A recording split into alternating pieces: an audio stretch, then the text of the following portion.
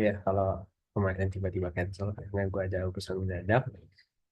Oke, kita lanjut aja. Berarti ini kita masuk ke week 8 chapter 16. Nah, di sini kita belajar project analysis and evaluation.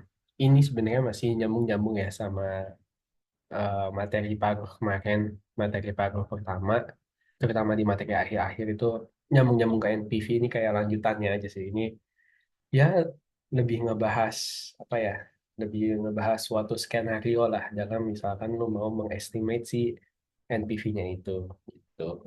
Dan ini nggak begitu susah sih. Oh ya, sama satu lagi, kita juga bakal bahas chapter 12 dan 13. Itu nanti bahas tentang saham-saham lah ya, nanti kita bahas aja. Oke.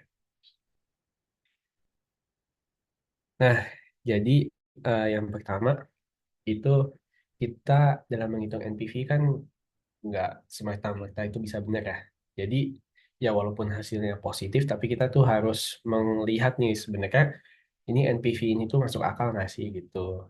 Nah sebenarnya ya kita melihat NPV itu nggak cuma melihat semata-mata positif, tapi ya kita harus mengevaluasi lah gitu. Nah sebenarnya ada dua ya, di mana tuh kalau misalkan NPV itu positif, ya pertama ya udah emang proyeknya itu beneran bagus gitu. Nah, yang kedua itu bisa jadi estimasi atau hitungan NPV itu nggak akurat gitu. Nah, error di NPV ini ya, itu bisa dilihat dari beberapa hal.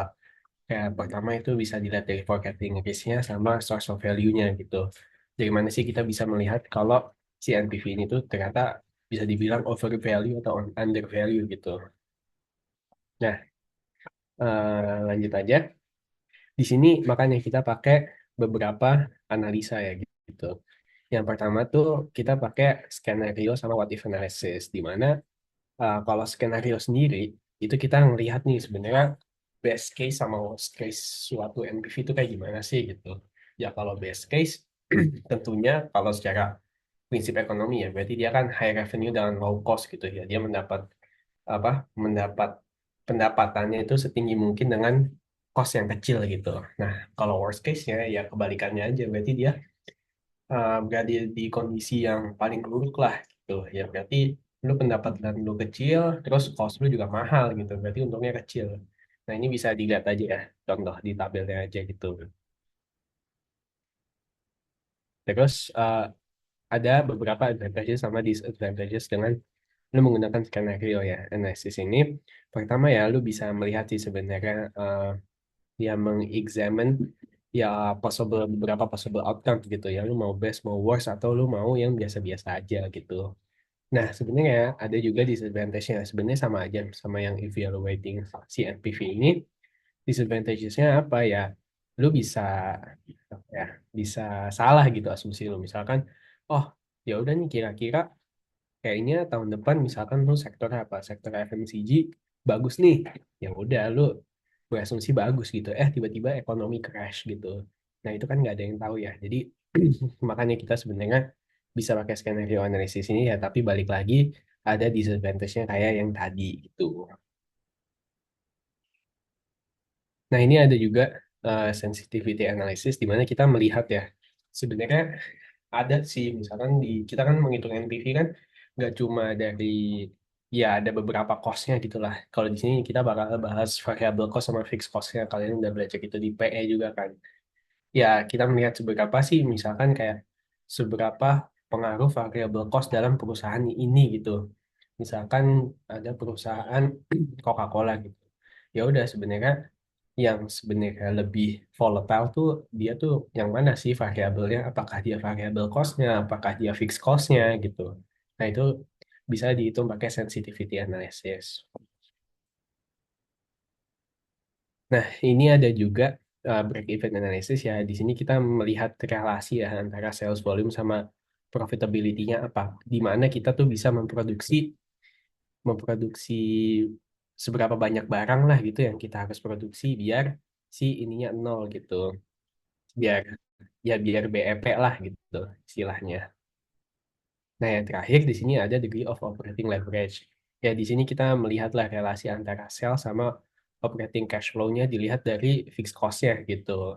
Soalnya kan fixed cost kan merupakan salah satu aspek yang penting ya dalam lu menjalani sebuah perusahaan gitu. Ya jadinya ya seberapa apa ya seberapa ngaruh si fixed cost-nya ini. Ya kalau di sini lo bisa lihat si the higher the dollar, the greater variability in operating cash flow gitu. Ya kalau lo uh, higher FJ-nya berarti ya higher dollar gitu. Dengan FJ lo makin gede, ya lo dollarnya makin bagus gitu. Di mana ya udah berarti operating cash flow lo akan semakin bagus gitu. Oke, eh, kita langsung lanjut ke latihan soalnya aja ya. Ini gue bakal share screen lagi.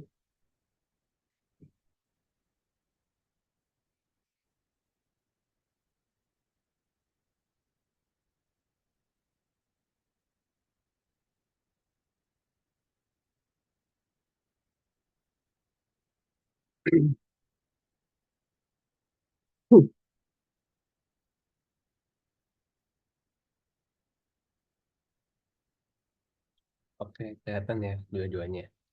Oke, jadi ini ada problemnya. Dia ngasih tahu projectnya costnya itu 200.000 dengan lifespan-nya itu 5 years. Dia nggak ada salvage value, terus bilang required return-nya itu 15%, tax rate-nya itu 25%, terus projected sales-nya itu 1.000 ya per tahun, terus price per unitnya itu 4.500, VC-nya itu 2.000, FC-nya itu 30.000, dan ada depre expense-nya itu 25.000 per year gitu. Nah, di yang pertama kita disuruh ngitung skenario analisis. Ada dua. Yang pertama, what are the upper and lower bound of those projections? Sama kedua itu what are the base case, terus best case sama worst case dari NPV-nya. Oke, ini cukup mudah ya sebenarnya. Jadi kita lihat dulu di upper sama lower bound. Upper sama lower bound itu ya itu gampang lah kalian asumsinya 10% aja gitu. Kan kalau base case ini kan kita udah dikasih tahu nih ya. Kalau unit salesnya segini, price per unitnya segini, variable costnya segini, dan fixed costnya segini. Ya udah berarti kalau lower bound ya lu nyari yang bawahnya gitu. Ini tinggal dikurangin 10% atau ditambahin 10% aja gitu untuk mencari upper sama lower bound. Berarti kalau lu pakai lower bound itu ya udah masing-masing dikali 90% aja.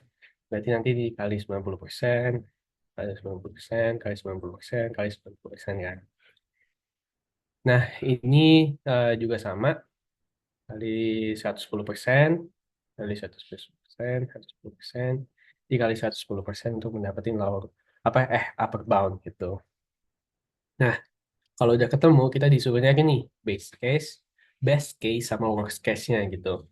Ingat lagi asumsi yang tadi, kalau misalkan best case itu berarti ya udah lu bener-bener pendapatan lu gede dan cost lu kecil.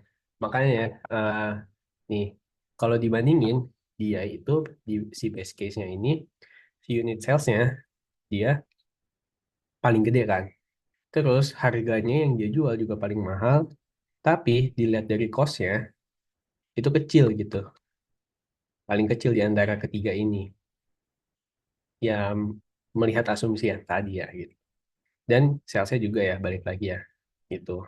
PC-nya, salesnya kan ya berarti lu biar dapat untung kan berarti harus jualan yang paling banyak ya. Ya udah berarti gini sama VC-nya juga kan gitu. Nih VC-nya. Nah, oke. Kalau udah ya udah ini cukup gampang ya sebenarnya. Ngitung aja, ngitung NPV kayak biasa. Kita ngitung dulu masing-masing ya udah kan. Berarti kita hitung dulu salesnya berapa sih? Salesnya berarti ya udah ini sales dikali price per unit, terus VC-nya ya udah dikali apa unit sales dikali variable cost-nya, dikurangin depre, sama dikurangin fixed cost gitu. Ini kan VC, sorry, sales dikurang VC, dikurang fixed cost, sama dikurang depreciation. Ketemu EBIT-nya berapa kan? Nah, tax-nya kita tahu dia 25%. Ya udah, ini dikali dulu, nanti ketemu dapat net income-nya.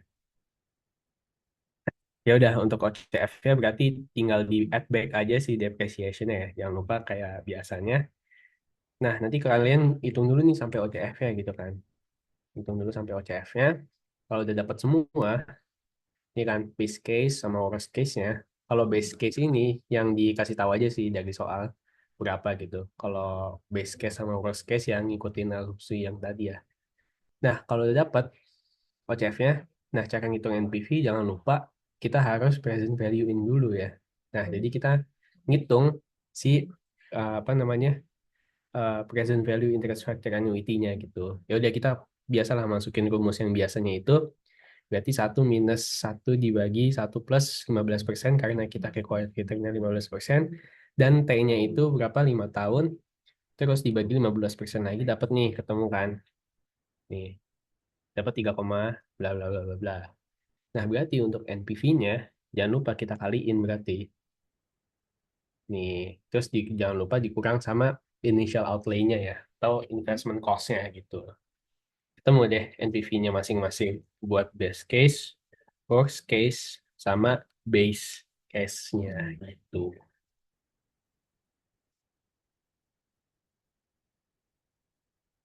Oke. Hmm, cukup mudah lah ya. Oke, kita lanjut aja.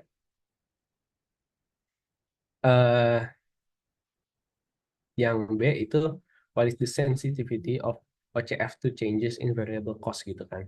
Ya udah, kita dikasih tahu nih misalkan OCF-nya tuh bakal berubah berapa sih gitu dengan lu nilai variabelnya berubah gitu. Ya udah ini kita asumsikan aja. Ya udah misalkan VC-nya kita tahu dia 2000 awalnya. Ya udah kita asumsiin aja jadi 1500 deh. Berubahnya berapa sih gitu. Ya udah, ini sama aja ya. Ini kan kita udah dapat ya yang base case-nya. Nah, ini kita tahu kita ubah ya kan asumsi VC-nya itu 1500. Bentar.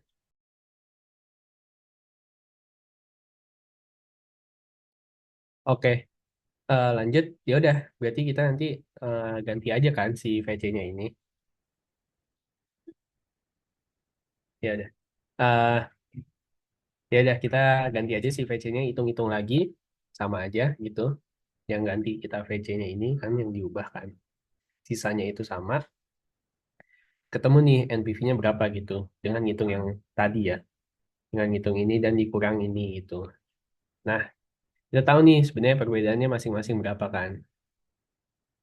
Ya udah, ini kita lihat nih sebenarnya si perubahan si VC ini sama perbedaan si NPV ini tuh bakal ngaruhnya gimana sih? Oh, segini gitu kan kita hitung-hitung nih. Difference dari OCF sama difference dari VC-nya gitu yang telah berubah gitu. Nah, berarti hasilnya adalah ya udah, berarti if variable cost increase by 1 unit gitu kan, si VC-nya naik satu atau turun satu, naik satu, berarti OCF-nya ya udah decrease by $750 gitu. Jadi ini cukup ini ya, cukup apa namanya? Cukup cukup volatile lah gitu dengan si VC ini. Soalnya kalau dia cuma naik satu, misalkan si variable cost-nya dia naik satu gitu, ya udah lu bakal keuntungan lu atau OCF lu ya cash flow lu tuh bakal ngurang $750 gitu. Jadi ya udah bilang aja eh, dengan hasilnya kesimpulannya kayak gini gitu kan. Ya udah berarti bisa bilang ini proyeknya sangat volatile di VC-nya gitu. Oke, cukup mudah ya. Kita lanjut aja. Iya, Kama mau nanya.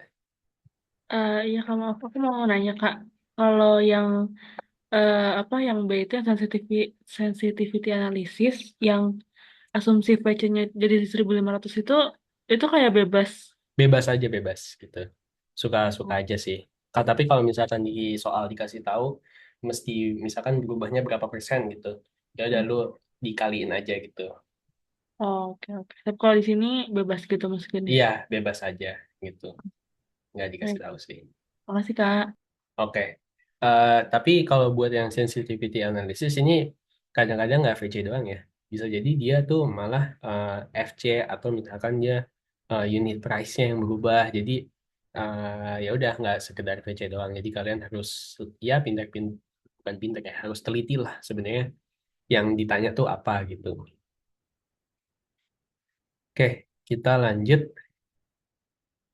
Nah, ini kita ditanya nih, untuk break-even analysis. Balik lagi, kalau break-even analysis itu tadi ada tiga ya. Ada yang accounting, ada cash, sama ada yang financial gitu. Tapi biasanya yang sering ditanya tuh yang financial. Tapi gue lupa. Kayaknya kalau untuk UAS ditanya semua sih. Jadi menurut gue hafalin aja lah semua gitu. Nah, sebenarnya kalau ini tinggal ikutin rumusnya aja ya. Jadi rumusnya ini kita hitung dulu ya, yang accounting sama cash. Ini sebenarnya asumsinya ada dua. Ada yang without tax, sama ada with tax. Tapi biasanya tuh yang diajarin pasti yang with tax gitu. Jadi ya udahlah, hafalin yang with tax aja gitu. Bedanya kan cuma dikit doang. Ya udah, kita masing-masing hitung ya. Base best case, base case sama worst case-nya. Ya udah, ini udah kita hitung-hitung, gunain rumusnya aja. Nanti ketemu hasilnya segini gitu kan. Terus base case-nya berapa, worst case-nya berapa, dan kalau misalkan kita pakai yang cash-nya itu juga base case-nya berapa sama worst-nya berapa gitu. Ya tinggal masuk-masukin rumus aja sih gitu. Nggak yang terlalu susah lah gitu. Tinggal ikutin rumus yang ini aja. Nah, tapi biasanya kalau untuk di soal karena ini biasanya per unit ya. Ini kan bilangnya tuh berapa sih untuk dia mencapai BEP tuh harus ngejual berapa unit gitu. Ya udah nanti lu ini di round aja gitu. Berarti nanti lu jawabannya di soal gitu. Ya udah jawabannya dibuletin aja lah gitu. Dibuletin ke atas atau buletin ke bawah. Misalkan ini kan jadi 16,51 ya. Ya udah karena itu barang nggak akan jadi setengah gitu. Ya udah lu jadiin 17 aja. Sama yang ini juga gitu. Misalkan 31, ya udah lu jadiin ya 31,3 gitu. Jadi lu jadiin 31 aja ditulisnya gitu. Sama kayak ini dibuletin ke atas atau buletin ke bawah gitu. Oke, kita lanjut. Nah, yang agak panjang tuh sebenarnya si ininya ya, si apa namanya financialnya ya. Kalau dilihat di rumusnya dan step-stepnya, sebenarnya ini cuma buat gambaran ininya aja ya, gambaran apa namanya, gambaran jadi jadi rumusnya itu gimana gitu. Tapi ya lo eh, cukup tahu ini aja gitu. Ya udah, berarti ini kita tahu ya. OCF ini tinggal masuk-masukin aja berapa ini OCF-nya saat NPV 0, berarti ini tinggal si eh, ininya, annuity-nya dibagi sama si initial investment-nya, terus buat nyari fixed cost-nya ini kan juga udah ada ya. So, untuk best case, worst case, dan base case-nya, ya udah, nanti tinggal dimasukin ke rumus aja gitu. Dimasukin ke rumus-rumus, nanti ketemu hasilnya segini, segini, dan segini. Nah, ini sama juga, jangan lupa berarti nanti ini jawabannya 31. Jawabannya 31 berarti ini berapa? 40 sama 56 gitu. Jangan lupa di round aja. Itu sih. Kalau untuk nyari break even nggak begitu susah lah. Tinggal ikutin rumus aja. Nah, terus untuk nyari doll ini juga cukup mudah ya. Eh, Tinggal ngikutin rumusnya ini aja. Satu tambah FC tambah OCF. Ya udah, berarti tinggal ini jangan lupa kita pakainya yang base case-nya aja ya. Berarti satu ditambah FC-nya itu berapa, terus dibagi sama OCF-nya gitu.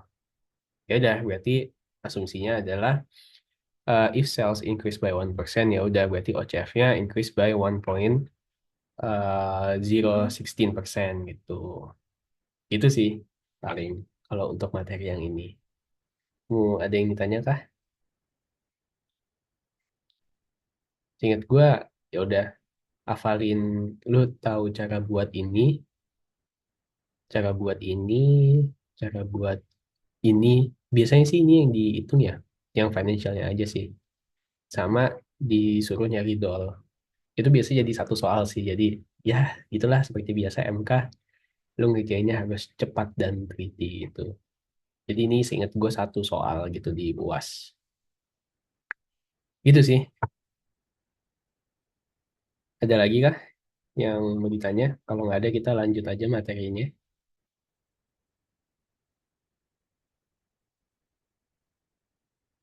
Oke, kita lanjut aja ya. Sebentar, gue ambil cairan dulu.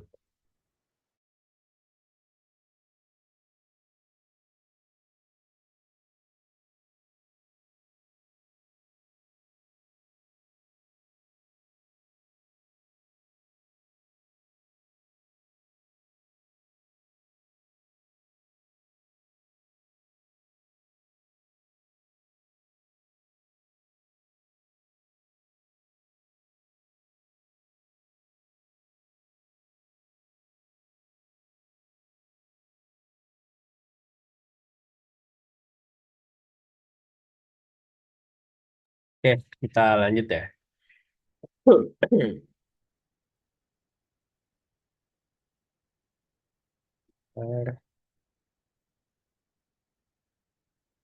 Nah, di sini kita bakal ngebahas return saham sih. Ini juga yang nggak begitu susah ya. Oke, jadi eh, intinya adalah dalam materi ini kita ngitung keuntungan kita jika kalau kita invest di saham gitu.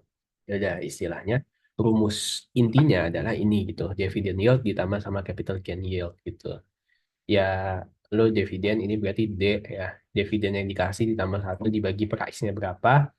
Terus kalau capital gain yield rumusnya itu price tambah satu dikurang price yang sekarang dibagi sama price yang sekarang gitu. Nah, ada two approaches juga di sini. Lu untuk mencari return ya. Ada namanya arithmetic average return sama geometric gitu. Nah, mana sih yang lebih apa ya, lebih oke gitu? Ya sebenarnya tergantung kondisi ya gitu. Kalau lo arithmetic ya itu biasanya buat short term investing, sama kalau geometric ya itu buat long term gitu. Nah, di sini ada juga sebenarnya cara ngitung yang bedanya gitu. Di sini lebih lebih apa ya? Lebih lebih oke-nya lah gitu. Kita bisa nyari pakai individual stock, kita bisa pakai portfolio yang beda, sama kita bisa pakai CAPM gitu, atau Capital Asset Pricing Model. Nah, kalau individual stock itu rumusnya cukup gampang ya, tinggal economic condition probability dikali sama current stock return-nya. Nah, ini tinggal dikali aja dan biasanya pasti salah satunya udah dikasih tahu. Nah, kalau aset portfolio gitu, tuh dua aset portfolio ya kita ngebandingin gitu. Misalkan lu invest di saham apa ya? Di saham Apple sama saham Microsoft gitu. Yang lu kan misalkan angkanya beda-beda gitu. Yang satu misalkan lu investnya 1 M, yang satu investnya 2 M gitu. Ya udah ini jangan lupa nanti kita waiting gitu. Nah, kalau CAPM ya ya gitulah, ikutin rumusnya aja gitu. Gua nggak bisa banyak jelasin. Oke, kita lanjut aja ke latihan soalnya.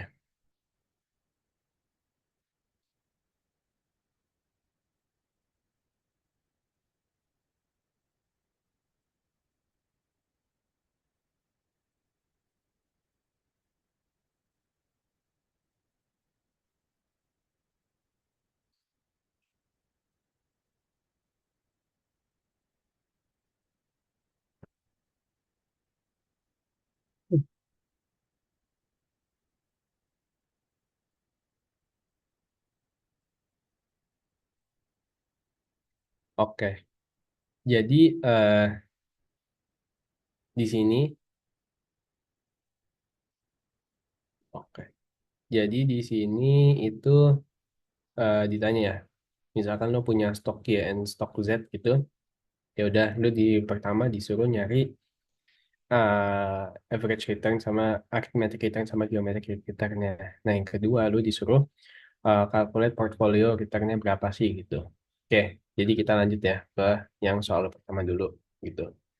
eh Ya udah gitu, kita pisahin dulu ya masing-masing ya untuk stok Y dan stok Z.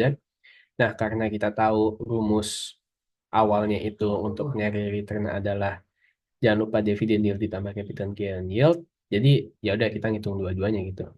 Nah, karena di sini dia itu ngasih return ya kan, ngasih returnnya aja, nggak ngasih dividen, ya udah berarti kita ini kita hiraukan, yang ini kita hiraukan. Nah jadi ya udah untuk arithmetic mean ini sebenarnya cukup gampang ya karena dia cuma persentase per apa rata-rata lah average gitu. Berarti lu hitung dulu ya returnnya gitu masing-masing.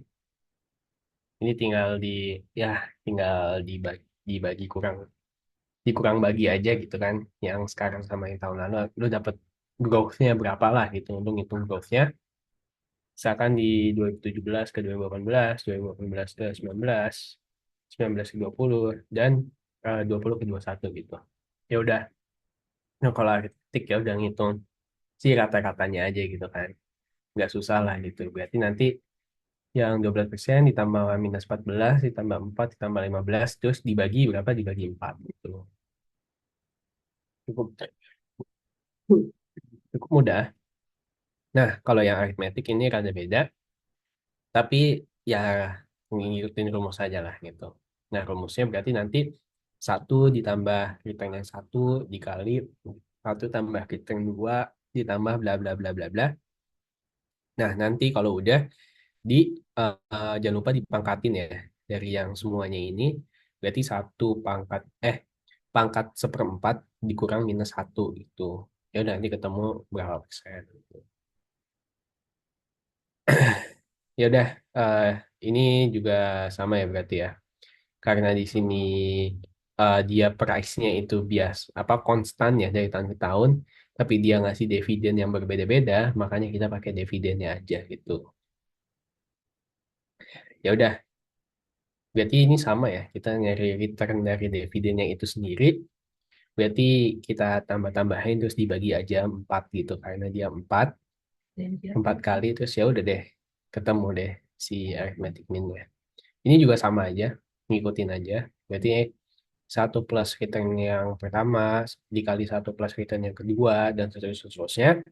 Terus nanti setelahnya itu nanti di dikaliin masing-masing, ditambahin terus dikaliin masing-masing dan dipangkatin 1/4 berarti ya, dikurang minus satu ketemu segini gitu.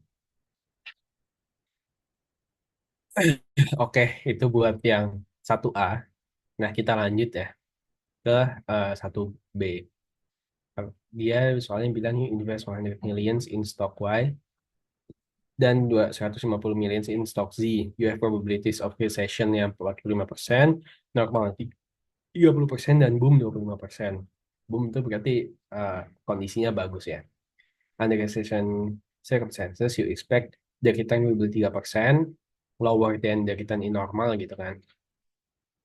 Terus while under boom gitu kan, atau misalkan di mana kondisi ekonomi itu lagi baik, lu expected to be 3% higher gitu. Ini sebenarnya sama aja ya kayak tadi best case sama worst case-nya gitu kan. Ya udah kita disuruh calculate the expected return and the standard deviation for stock stock Z. Terus kita juga expected return for the portfolio gitu. Ya udah, di sini kita tahu ya, kita pakai weighting dulu.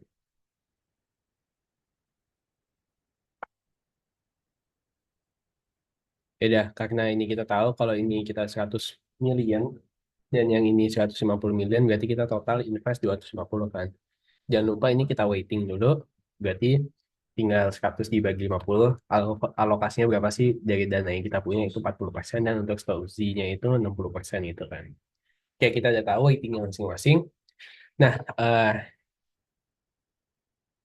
kita juga apa namanya melihat nih kondisi-kondisinya ya. Kondisi-kondisinya yang tadi boom, resesi, dan biasa-biasa aja gitu. Jadi kita asumsikan yang biasanya itu seginilah gitu kan. Ini kan segini gitu kan. Kita pakai geometric mean. Ya udah berarti kalau untuk stok Y itu tinggal dikurang sama 3% dan si ini tinggal ditambah sama 3% gitu. Ini juga sama aja ya, pakai si geometric mean-nya dari stok Z-nya sama berarti yang untuk resesinya tuh dikurang 3% dan untuk boom-nya tambah 3% gitu. Ya udah, kita masukin ya rumusnya buat individual stocks dulu. Berarti rumusnya itu nanti gampang aja. Berarti eh, tinggal lu kali aja masing-masing nih ya. Jadi eh, yang si probability-nya dikali sama return stock Y-nya nanti ditambah sama yang probability untuk stok untuk probability yang normalnya ditambah sama probability yang boomnya gitu. Dikali masing-masing nanti ketemu nih expected return buat si stok Y gitu. Nah, terus kalau untuk stok Z itu juga sama aja, berarti dikali dan ditambah masing-masing aja gitu. Oke, ketemu lah. Gitu. Nanti stok Y segini, stok Z segini. Nah, lanjut kita nyari variansnya. Ya udah, berarti untuk nyari variansnya nanti itu si probability-nya dikali sama si eh, returnnya ya. Eh, ya returnnya si stok Y-nya ini.